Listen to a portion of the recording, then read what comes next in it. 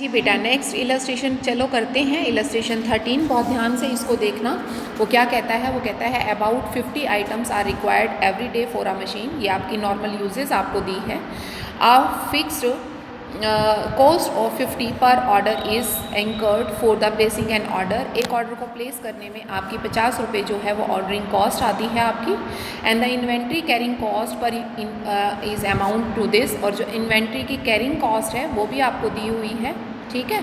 वो आपकी 2 पैसे आती है पर डे के हिसाब से। अब आपने डे के हिसाब से निकालनी है तो इसको मल्टीप्लाई, अगर पूरे साल का लेना है तो 365 से इसको मल्टीप्लाई करके पूरे साल का आप इसको कर लेंगे।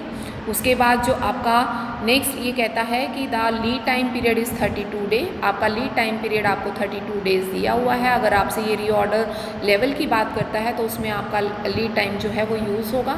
इकोनॉमिक ऑर्डर क्वांटिटी और रीऑर्डर लेवल, ये 2 चीज़ें आपको इस क्वेश्चन के अंदर निकालनी है। और मेरे ख्याल से ये आपको फर्स्ट जो आपको बिल्कुल ये चैप्टर स्टार्ट करवाया था तभी मैंने इकोनॉमिक ऑर्डर क्वांटिटी का आपको फॉर्मूला करवाया था।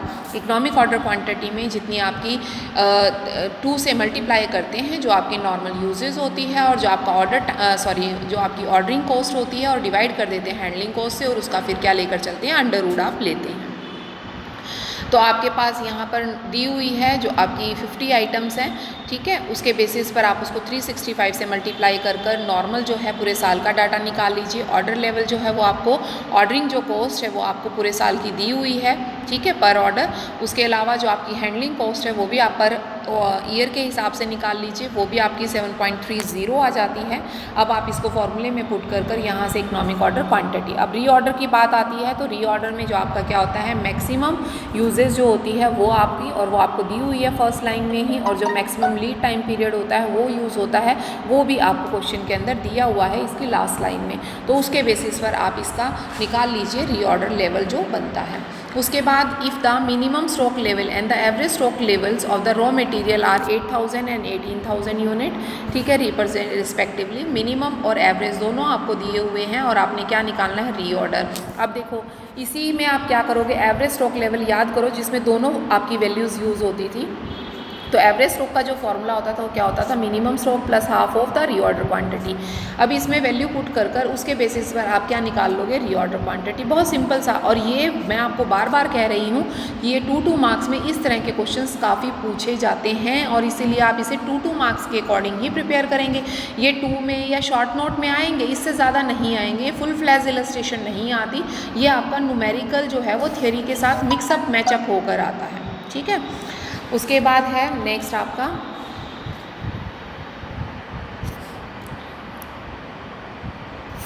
नेक्स्ट जो है illustration 15। A company manufactures 5000 units of the product per month and the cost of placing the order of ₹100 and the purchase of the price of the raw material is 10 per kg and the reorder period is 4 to 8 week and the consumptions of the raw material varies to 100 and to 450, mean 100 is the minimum and 450 is the maximum, ठीक है। जब question पढ़ो ना बेटा तो उसी question को पढ़ते वक्त आपको इन चीज़ों का ध्यान देना है कि वो आपसे क्या क्या चीज़ें दे रहा है, उसको आप ब्रीफ में लिखते जाएंगे, ठीक है। जैसे उसने बोला कि 500 यूनिट जो है वो पर मंथ है, तो मीन एनुअल पर मंथ आपको कंजम्पशन दी हुई है। फिर वो कहता है कॉस्ट ऑफ प्लेसिंग ऑर्डर, अब आपकी ऑर्डरिंग कॉस्ट हो गई। फिर वो कहता है purchase price of the raw material वो है वो 10 kg है। रीऑर्डर लेवल जो है वो मिनिमम जो है वो 4 है और मैक्सिमम जो है वो 8 वीक है। Consumptions of the raw material minimum 100 है और मैक्सिमम 450 है। अगर एवरेज की बात करें तो 275 दिया हुआ है। एंड द कैरिंग कॉस्ट जो है वो 20% ऑफ द एनम है। एनम जितने आपके साल के यूनिट्स होते हैं उनके बेसिस पर है। तो ये सारी चीज़ें जब आप करो तो रफ में जो जो चीज़ें आपको क्वेश्चंस में दी होती हैं आप उनको लिखते चले जाया करो, ताकि एक बार इलस्ट्रेशन को जब देखो, एक बार आप इसको थॉरली पढ़ लो, एक बार पढ़ो और उसके बाद सेकेंड टाइम जब इलस्ट्रेशन को पढ़ो, क्वेश्चन को आप जब पढ़ोगे तो उस टाइम आपने ये चीज़ ध्यान देनी है कि आपके पास क्या क्या चीज़ें दी हुई हैं। जो जो चीज़ें आपको दी जाती हैं उनको आप एक रफली सा लिखते चले जाएंगे, ठीक है। तो आप देखो आपकी एनुअल रिक्वायरमेंट कितनी है, 275 kg है। अगर वीक के अकॉर्डिंग क्वेश्चंस को करते हैं तो 52 वीक से मल्टीप्लाई कर वो आपकी क्या आ जाएगी, एनुअल कंजम्पशन आ जाएगी। अब आपके पास कैरिंग कॉस्ट जो है वो कितनी बोली है, 20% ऑफ द कॉस्ट बोली है। अब कॉस्ट ऑफ पर यूनिट क्या है आपकी, वो 10 रुपया है। तो 10 का 20% से क्या हो जाएगा, 2 रुपया। तो इसका मतलब 2 रुपया आपकी क्या आ जाती है, हैंडलिंग कॉस्ट आ जाती है। उसके अलावा अब आपका रीऑर्डर क्वांटिटी निकालनी है। तो रीऑर्डर क्वांटिटी के लिए फॉर्मूला आपको पता ही है, economic order quantity. Reorder means economic order quantity, EOQ।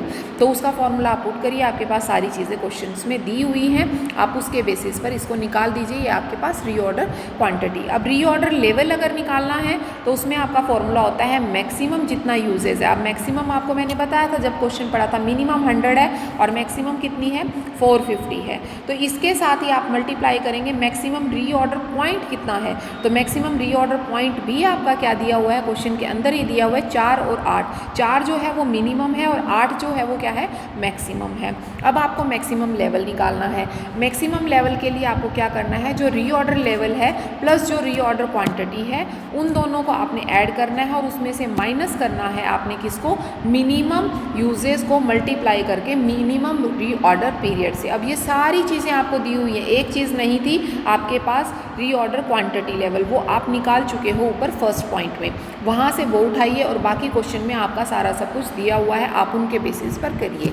Minimum में आपका नॉर्मल यूजेज और नॉर्मल रीऑर्डर पीरियड यूज़ होगा, तो आप उसको उससे मल्टीप्लाई कर कर, ठीक है। नॉर्मल यूजेज कितनी है 275 उसने दी हुई है एवरेज, ठीक है।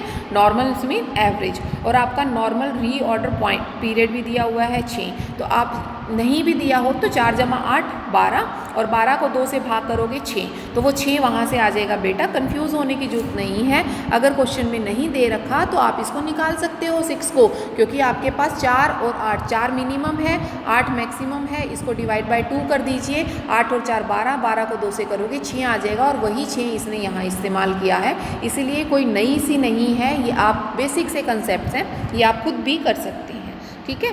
आई थिंक सो कि मेरे ख्याल से बेटा आप लोगों को यहाँ तक ही इलस्ट्रेशंस हैं और नहीं है, और कोई भी इलस्ट्रेशन आपके क्वेश्चन में नहीं है। एक आपका इसमें इसी में एवरेज जो है क्या रह जाता है, स्ट्रोक लेवल। अब मैक्सिमम लेवल आपको मालूम है, मालूम नहीं था सॉरी, आपने निकाला है पिछली इलस्ट्रेशन में, ध्यान से देखिए, आपने मैक्सिमम लेवल भी निकाला है और मिनिमम लेवल भी निकाला है। इन दोनों लेवल्स को यूज़ कर कर आपने क्या निकालना है, एवरेज निकालना है। तो एवरेज में मैक्सिमम मिनिमम कर कर आपने यहाँ से क्या निकाल दिया, एवरेज स्ट्रोक निकाल दिया। अब उसी एवरेज के बेसिस पर आपने क्या किया है, फॉर्मूला पुट किया, और उसी के बेसिस पर आपने एवरेज स्ट्रोक लेवल निकाल दिया। तो ये था बेटा ये इलस्ट्रेशन। आई थिंक सो कि ये सभी बच्चों को ये कंप्लीट हो गई होगी, क्लियर हो गई होगी। और इससे आगे जो आपका टॉपिक है वो है प्रीपेचुअल स्ट्रोक का, इन्वेंट्री का, वो हम कल कंटिन्यू करेंगे, और बाकी इसमें कुछ ज़्यादा इंपॉर्टेंट नहीं रहा है। आई थिंक सो कि कल ये चैप्टर आपका कंप्लीट हो जाएगा, इसीलिए फ्राइडे तक का आपके पास सफिशिएंट टाइम है अपनी इलस्ट्रेशंस को कंप्लीट करने का। ओके बेटा।